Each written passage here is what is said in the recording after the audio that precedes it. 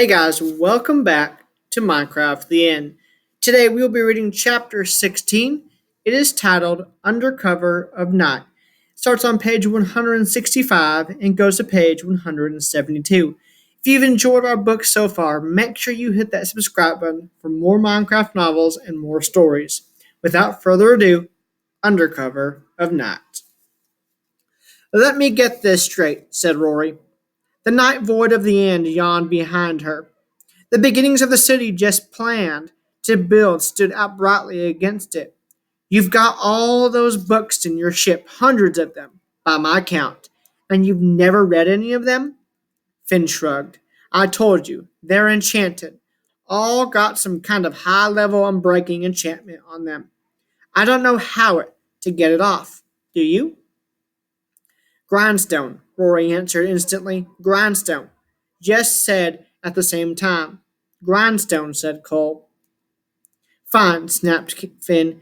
You're all so much smarter than me. It's not like Mo and I didn't try, you know. We didn't have a manual. We did our best. It's not my fault, either. The Endermen didn't. Teach us. How am I supposed to find out about stuff like that if I wasn't taught it? The humans shifted uncomfortably. None wanted to tell the poor kid that they'd never gone to school or had any manual. Maybe things were just harder in the overworld. So you had to sort yourself out faster. The kids had a hard enough day, night, whichever, if you didn't know what was in them. Why'd you keep so many? Cole asked. Finn clenched his jaw.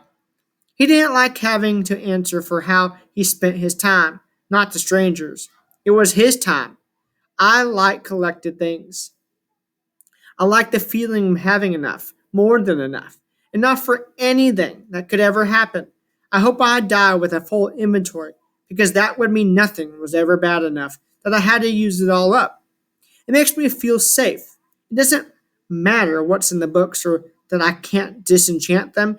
Eventually, if I collect enough things, one of them will be the thing that will fix the book so I can read them.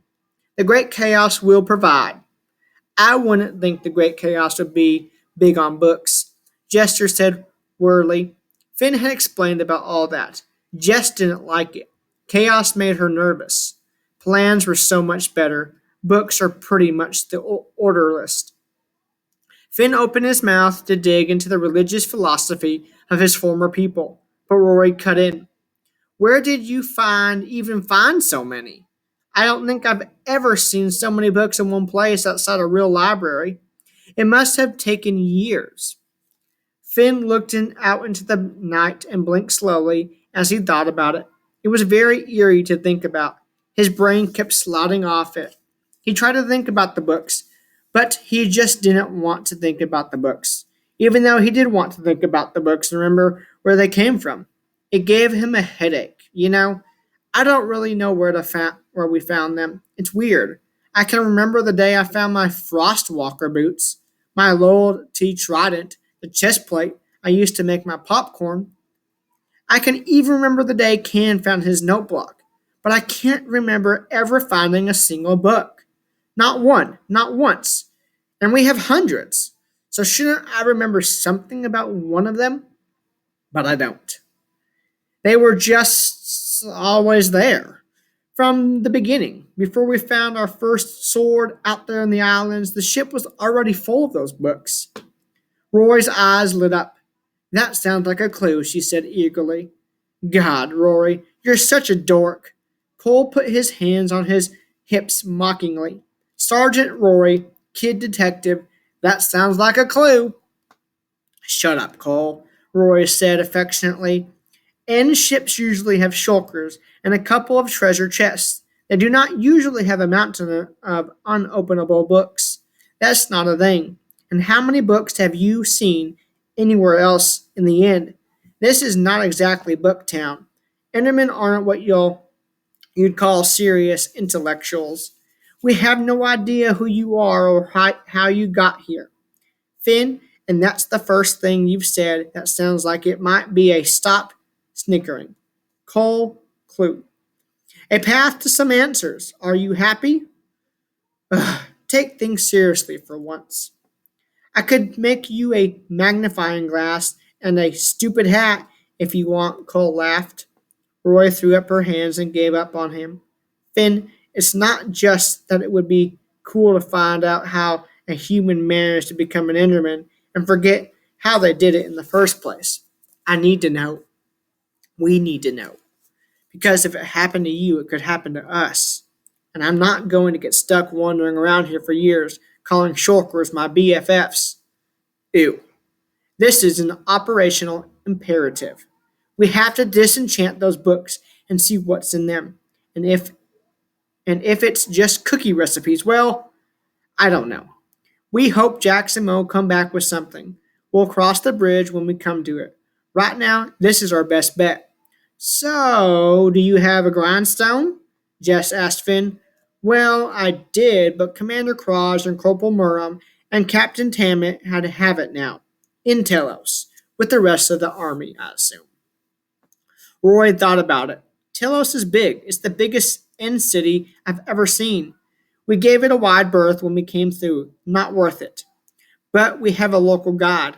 I think two of us could get in and pretty quickly. No way, said Finn. You don't understand. You think you're sneaky, that you're just playing games down here. The end was waiting for you. We knew you were coming by the taste of the air, Rory. Yesterday, every Enderman here was assembled to fight you, and they're still fired up and ready for war.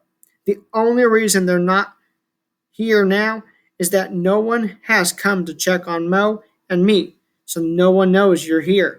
But they'll come soon. Someone will, looking for Can or looking for us. Carson or Kraj. Sooner or later, they'll wonder where we went. At the very least, they'll want to tell us they're not going to give us our stuff back. You don't know that. Jester tried to reassure him. I don't know it, but it's still true, mumbled Finn. Cole rolled his eyes in disbelief. A war? Against us? But there's four of us. Yeah, but they don't know that. All they knew was a portal was opening. They kind of thought it was. All of you. Jess frowned at Finn. All the humans? Yeah, an invasion. They're just waiting for the other side to show up. I tried to tell you that before. Why? Is that a problem? I thought you and Jax liked fighting and killing. Well, there's fighting and then there's 4 on 10,000, Cole muttered. Finn started to laugh. He didn't want to laugh. He didn't mean to laugh, but it was all just so funny to him all of a sudden. The last few days of stress and misery and fear poured out in a flood of giggles. You don't even, he gasped, between bouts of hysterical laughing.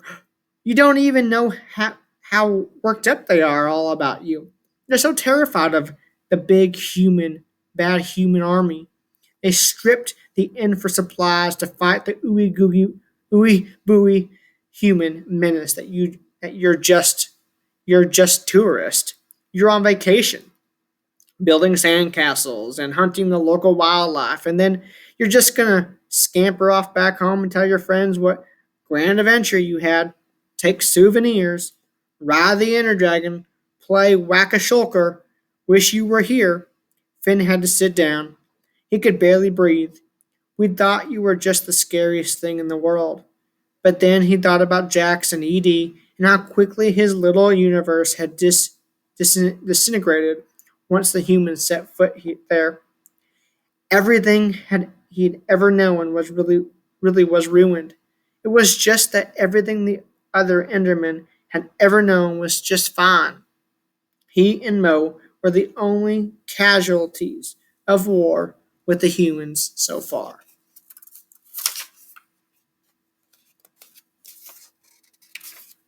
I don't know, he finished softly. Maybe you are the scariest thing in the world. What's wrong with being a tourist? Cole shouted angrily. Didn't you ever want to see anything but the stupid place with its stupid trees and its stupid cities and all its incredible stupidness? You should try being a tourist. It's interesting. It's fun. It's not boring. Traveling makes you bigger and wiser and cleverer And when you lie down in bed at night, you have something to dream about.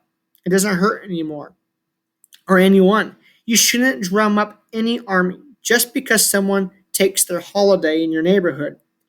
Jax is going to kill the inner dragon. It'll hurt the inner dragon plenty. And ED is my friend. Finn stopped and scrunched up one side of his face. Well, not my friend, but it's not actively my enemy, and that's pretty much the same thing. Cole looked down at his feet. Yeah, okay, that's fair, he admitted, but Jax isn't here, and you're not actively an enemy. It's fine, for now. We can get in and out of Telos without this Kraj knowing about it, Rory said, choosing to ignore Finn's and Cole's outburst. You're forgetting that we came prepared. We've got pumpkins. We can move around the end just as well as you did for all those years, and no one will know any more than they knew about you.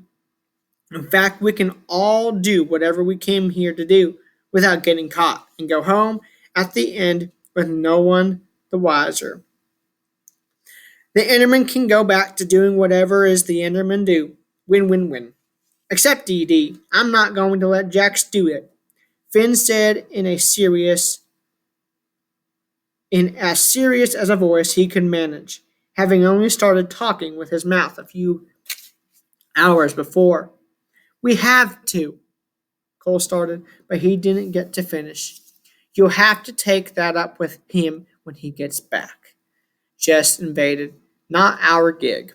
But tell us, Rory said, her dark eyes lighting up with the thrill of the mystery. Telos can be our gig. It's a real honest to God spy mission. We'll sneak in, liberate your stash, and sneak out again, under cover of night. Not that we have a choice. And if your army friends see us, they'll think we're just prepping, like them, right? I guess, probably. Once we have a grindstone, we can disenchant your books really fast. Jess assured him it's no problem. I've done it tons of times. Roy nodded. Maybe there's something in there that will help you remember who you are. Maybe the spell that took your memory is hiding in one of them, or the spell to cure it. You could know everything that had ever happened to you in just a couple hours. Isn't that exciting? Finn thought about Mo. Where was she? He hated not knowing where she was, if she was okay, what she was doing, if he was making the right decision with her, without her. I suppose, he said. He didn't feel it. What he did feel was a big ball of dread right in the pit of his stomach. Hey, yeah, you never know. Maybe you'll find out something even more devastating than being a secret human. Cole threw in cheerfully. Finn thought he might be sick. Come home, Mo. Yell at these guys with me. It's always better yelling as a team than yelling solo. Where are you? I'll go with you, Finn, Jester said kindly. I'm the biggest, and I have the best weapons. If we all go together, they might get suspicious. For strange Endermen, they don't know sneaking around. Rory and Cole can stay and work on the palace. We don't want to fall behind. Finn nodded. He had to do something. All this standing around and talking made him itch.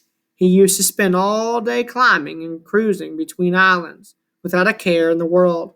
Now he was stuck arguing with strangers about strange things. No Grumpo, no Mo, no Can, no purple popcorn, no nothing but them. Do I really want to know? He asked himself. Maybe I should just go up to the overworld with Mo and start living life human style. Don't ask questions. Don't pry. Don't look a gift human in the mouth. But no, he couldn't do it. He couldn't let things go back to the way they were. If he and Mo were human beings, then they weren't endless. They weren't outcasts. They had a family somewhere. They had people. They had a world where they did belong. And that was worth finding. It had to be. I can't go back. I can only start over.